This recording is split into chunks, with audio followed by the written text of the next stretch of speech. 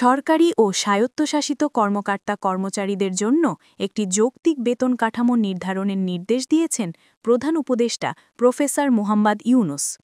রাষ্ট্রীয় অতিথি ভবন যমুনায় রোববার ১৪ সেপ্টেম্বর বিকেলে জাতীয় বেতন কমিশনের প্রতিনিধি দলের সঙ্গে বৈঠকে প্রধান উপদেষ্টা একথা বলেন। বৈঠকে কর্মকর্তাদের জন্য স্বাস্থ্য বীমার বিষয়ে জোর দিয়ে ড ইউনুস বলেন, এটা গুরুত্বপূর্ণ। বেতন মারালেও বেলা যায় এক অসুখেই অমিকি সম্বল হারিয়ে ফেলেন। ইন্স্যুরেন্স থাকলে পরিবার নিশ্চিন্তে থাকে। এ ধরনের কিছু মডেল প্রতিবেশী দেশগুলোতেও আছে। এছাড়া বৈঠকে নির্ধারিত ৬ মাসের আগেই নতুন বেতন কাঠামো চূড়ান্ত হবে বলে প্রধান উপদেষ্টাকে জানিয়েছেন জাতীয় বেতন কমিশনের চেয়ারম্যান, সাবেক অর্থসচিব ও পল্লী কর্মসহায়ক ফাউন্ডেশনের চেয়ারম্যান জাকির আহমেদ খান। তিনি বলেন, গত এক দশকে মূল্যস্ফীতি ও জিডিপি বাড়লেও সে অনুপাতে বেতন বাড়েনি।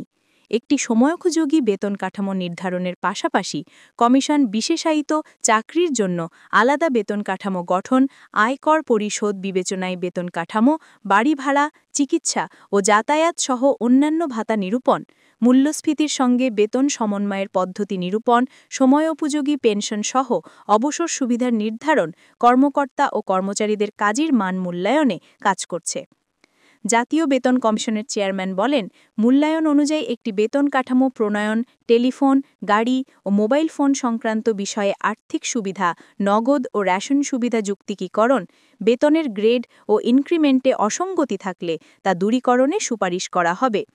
তিনি বলেন, আমরা ইতোমধ্যেই পুরোদমে কাজ শুরু করে দিয়েছি। বেতন কাঠামো নির্ধারণে ৬ মাস সময় দেওয়া হলেও এর আগেই আমরা চূড়ান্ত প্রতিবেদন জমা দিতে পারব বলে আশা করছি। উল্লেখ্য, এক দশক পর সরকারি ও স্বায়ত্তশাসিত কর্মকর্তা-কর্মচারীদের জন্য নতুন বেতন কাঠামো নির্ধারণে জাতীয় বেতন কমিশন গঠন করা হয়েছে।